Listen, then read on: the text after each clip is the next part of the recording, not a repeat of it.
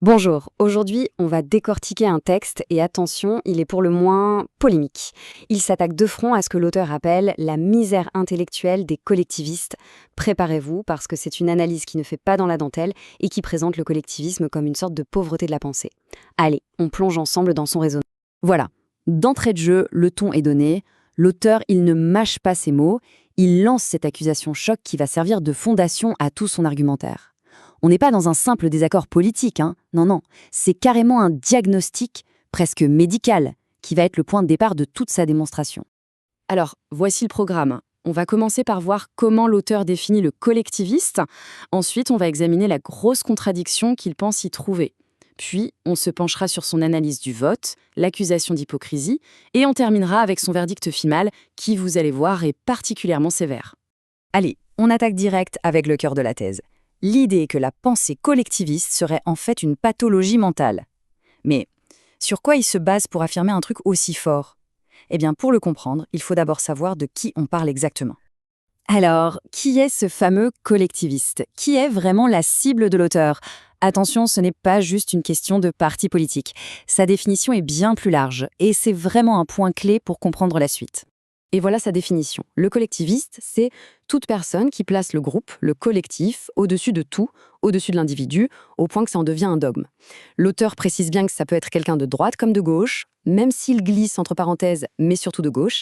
Bref, c'est moins une critique politique qu'une critique d'une posture intellectuelle. Et c'est là qu'on arrive à ce que l'auteur considère comme la faille logique, le bug dans la matrice de cette pensée. Il pointe du doigt une contradiction énorme dans le raisonnement qui sert à justifier l'existence même de l'État. Ce qui est assez frappant ici, c'est la simplicité de la démonstration. L'auteur décompose le truc en 3 temps. 1, on part du principe qu'on ne peut pas faire confiance aux gens. Bon, ok. 2, on en déduit qu'il faut une autorité supérieure, l'État, pour mettre de l'ordre. Pourquoi pas?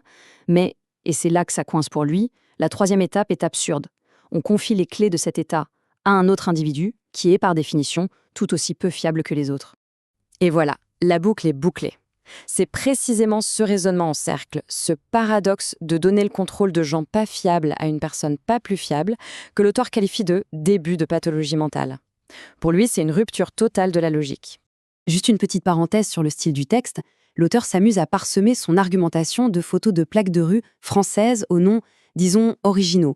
C'est une façon d'ajouter une touche d'humour absurde qui, quelque part, vient appuyer son propos sur l'absurdité du raisonnement qu'il dénonce.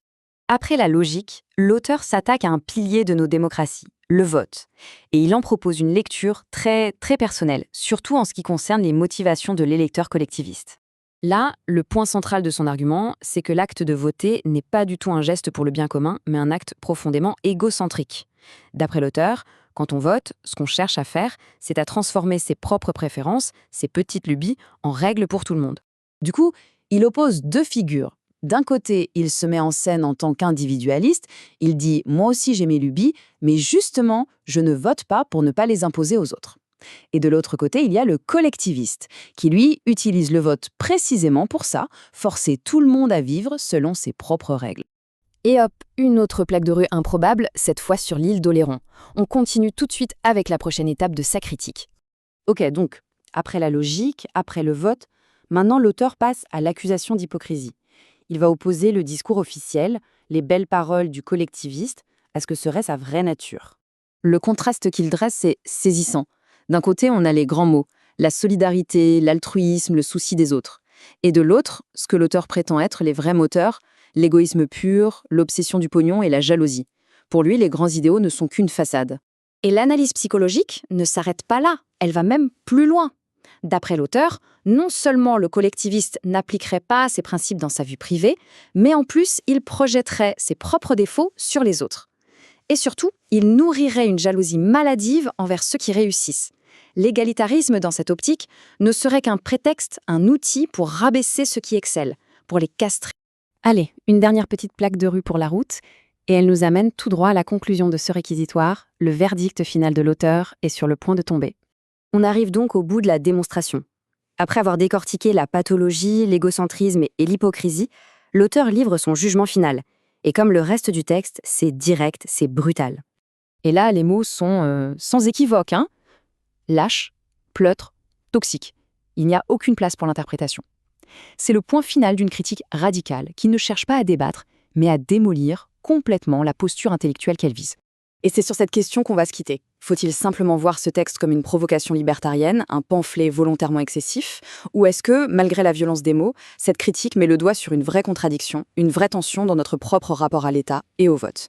La réflexion est ouverte. Merci d'avoir suivi cette analyse.